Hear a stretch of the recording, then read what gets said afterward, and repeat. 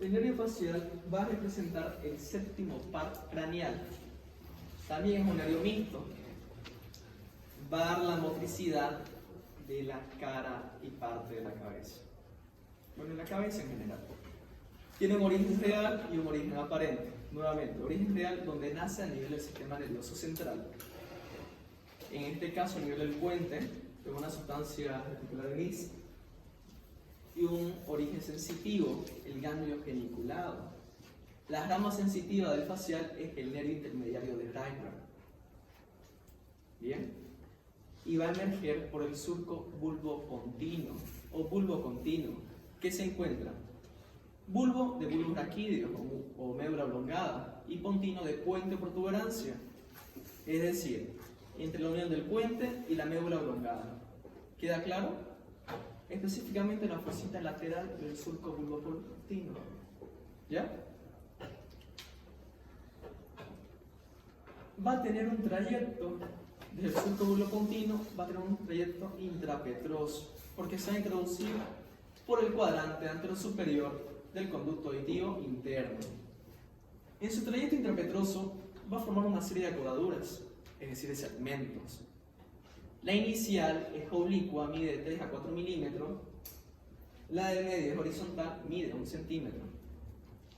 Entre el segmento oblicuo y horizontal se encuentra el ganglio geniculado, que va a dar origen a la rama sensitiva que corresponde al nervio intermediario de Reinhardt.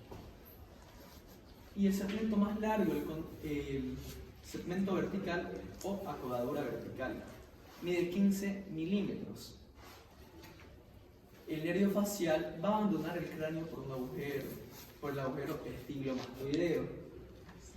De ahí llega a la glándula parótida y se va a bifurcar, se va a dividir en sus ramas terminales. En un ramo temporobucal, el aquí, y un ramo cérvico-facial.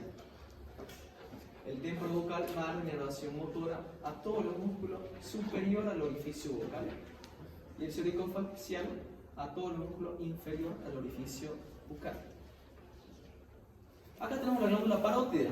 ¿Cuánto pesaba? 30 gramos. Bien.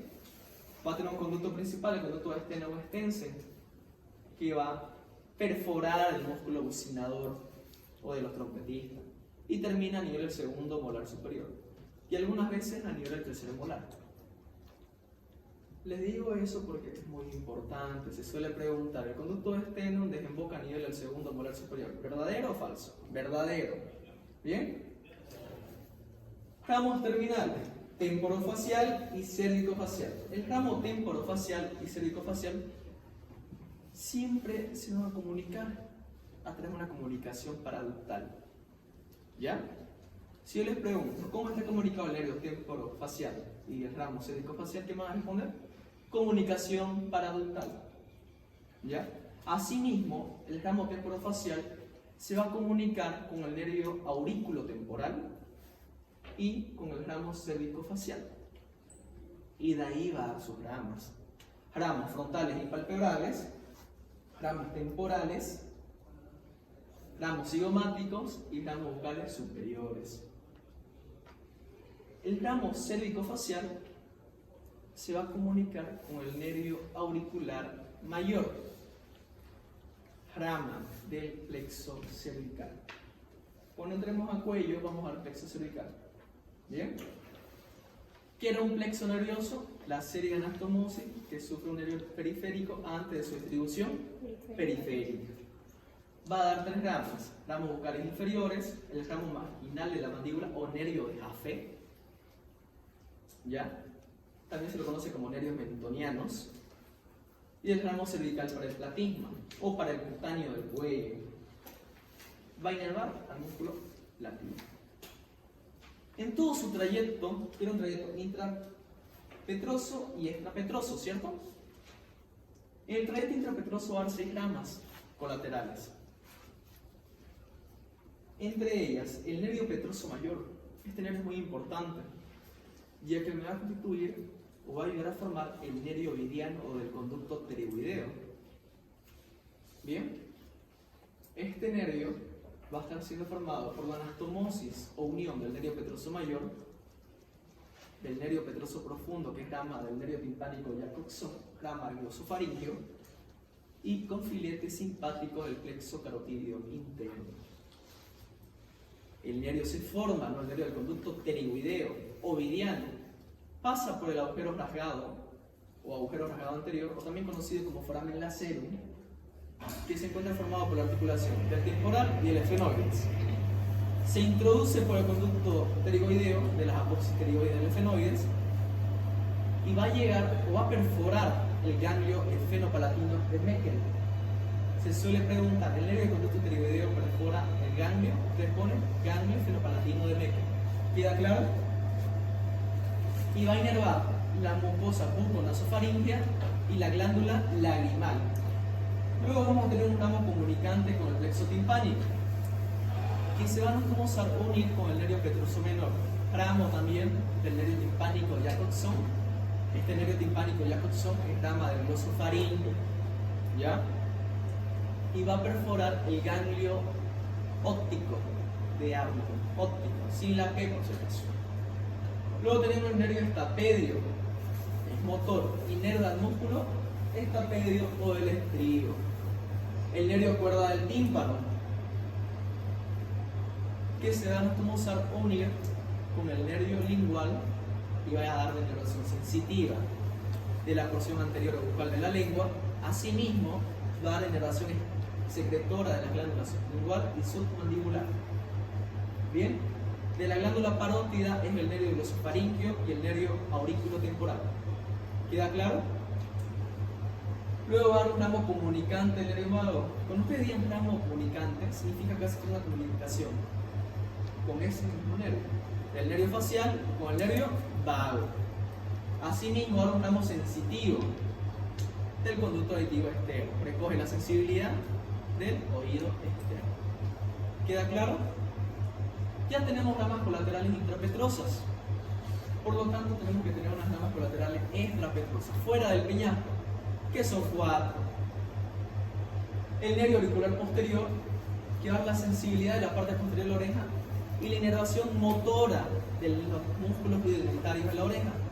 El músculo auricular superior, anterior y posterior. ¿Qué inerva el nervio auricular posterior?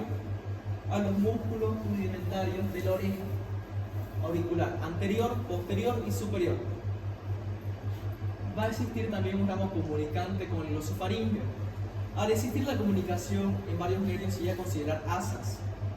Bien, en este caso el asa de Haller, que consiste en la comunicación del glosofaringeo con el ramo comunicante del glosofaringeo del facial. Asimismo vamos a tener ramos para el vientre posterior, el digástrico y el estiloideo. ¿Qué creen que van a hacer estos ramos? Dar inervación motora del vientre posterior ligástrico y del músculo estiloideo. Siempre se suele preguntar, inervación motora del músculo digástrico. Presenta 2 vientres, ¿no? Uno anterior y uno posterior. El anterior inervado por el nervio mandibular y el posterior por el nervio facial. ¿Ya? Y un ramo lingual. Este ramo lingual va a terminar cerca de la base de la lengua y se va a comunicar con el nervio glosofaringeo. Recuerden que el glosofaringeo da la inervación sensitiva de la lingual, ¿cierto? Bien. Otra cosa que se suele preguntar, el músculo estapedio o del estribo, ¿por quién se encuentra inervado? Por el nervio facial. Directamente el nervio facial. Por el estapedio es la madre. ¿Bien? Y el músculo tensor del tímpano o el martillo se encuentra inervado por el nervio mandibular. ¿Queda claro? Ya hemos descrito las diferentes ramas, pero tenemos datos importantes. A nivel de la glándula parótida va a existir un plexo, el plexo intraparotídeo, que se encuentra conformado por el ramo temporobucal, el ramo cérvico-facial y el nervio auriculotemporal, por la comunicación de estos nervios. La comunicación parodontal, ¿qué era? La comunicación de las ramas terminales del nervio facial, es decir, entre el ramo temporofacial y cérvico-facial. Asimismo, el nervio facial va a la inervación sensitiva del tercio medio de la oreja, del conducto auditivo externo y del tímpano. Va a controlar las secreciones lagrimal, nasal y salival de las glándulas submandibular y sublingual. ¿A través de qué nervio? Cuerda del tímpano.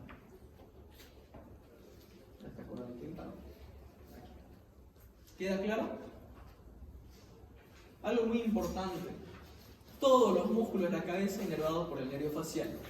Todos, a excepción de los músculos masticadores, inervados por el nervio mandibular. ¿Cuáles eran los músculos masticadores? Temporal, macetero y los dos pterigoideos, lateral y medial, o externo e interno. ¿Queda claro? Eso en relación al nervio facial.